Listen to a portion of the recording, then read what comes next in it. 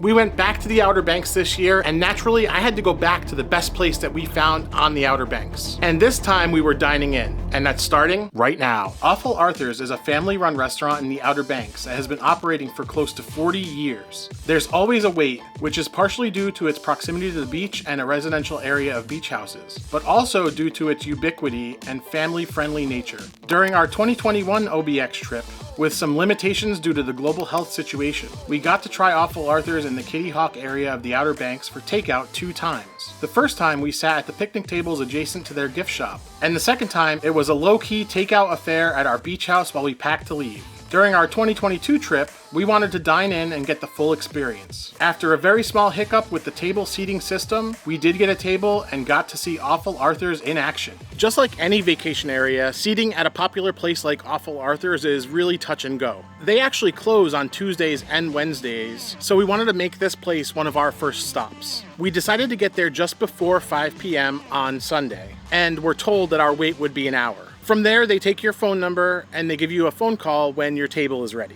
They don't do any reservations aside from this system. It really is first come, first serve. It turns out when you have a fancy, sophisticated spam detection system on your cell phone, it flags Awful Arthur's by mistake, which is exactly what happened to us. When we stopped back in after the hour, they mentioned they tried to call multiple times 30 minutes ago and couldn't get through. They were super nice about it and they did not make us wait again. So once a table of 3 was ready, they seated us right away, which was great. It must have been another 10-minute wait. One thing I knew I needed was one of their house beers. I initially was gonna go with their canned IPA, but I'm kinda getting a little bit tired of IPAs, and I noticed they had something called Awful Ale, which was a nut brown on tap, so I switched to that. With a bar like they have, it would be a shame for me to order the exact same beer as I did last year, especially since I can get it next door at the beach shop. And the beer that I got was actually very good, nothing particularly noteworthy, it was just a nice refreshing beer. And sometimes a nice cold beer is just a simple pleasure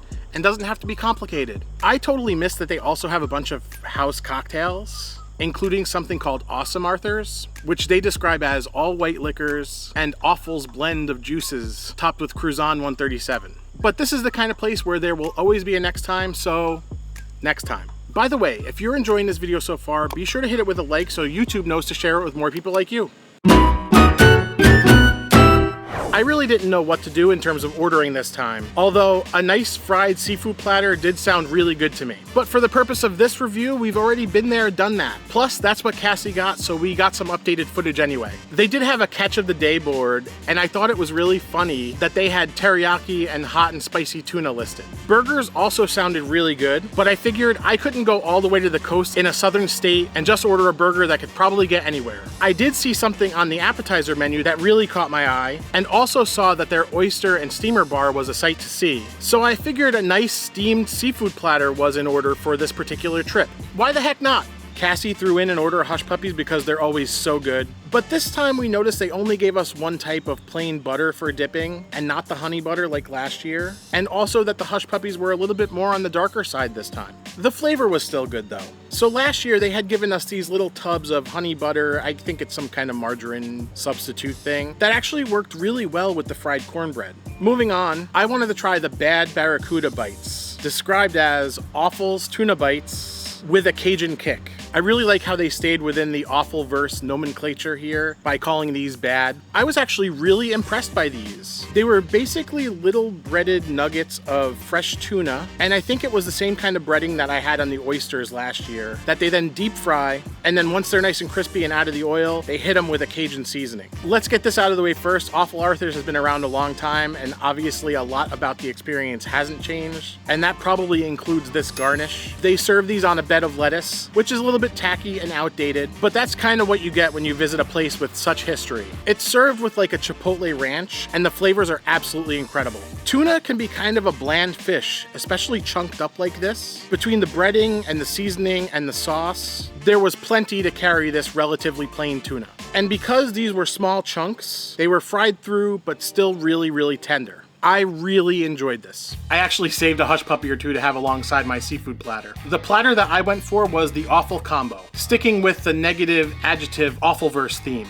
This combo is listed as half a pound of shrimp and a cluster of king crab legs for 33 bucks. Seafood isn't cheap, and we were on vacation, so it was okay to go all out a little. I was actually pretty impressed by the presentation of this. Very simple, where everything is served on the same manhole cover. I asked for every single dipper they provide, so I got a cup of melted butter for the crab, some cocktail sauce for the shrimp, and a little tartar sauce. They gave me some horseradish, which I'll get back to in just a second, and they also had squeeze bottles of ranch and tartar sauce already on the table, which I hadn't even noticed, so we had plenty of sauce at this point. So let's see how it tastes. Starting with the shrimp, it's pretty clear this is not just plain shrimp that's thrown into the steamer. There was some kind of seasoning on the shrimp.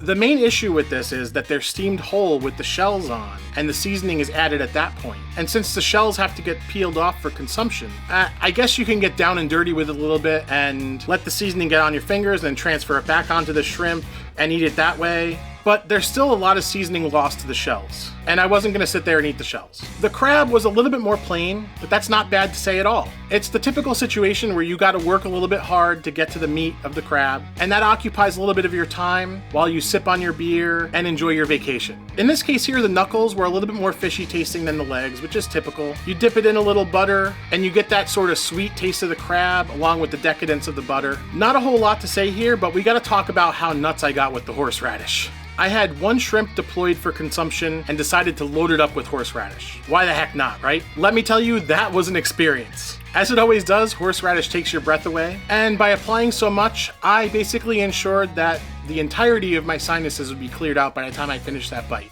And this isn't an overreaction either.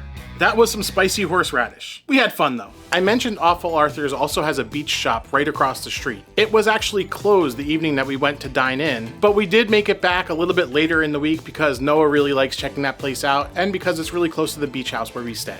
Actually, this reminds me, I have a lot more Outer Banks and other food videos on the way, so make sure you subscribe so those come up in your feed. You might have missed that video from Awful Arthur's from 2021, so just click into this playlist right here and check out everything from that trip.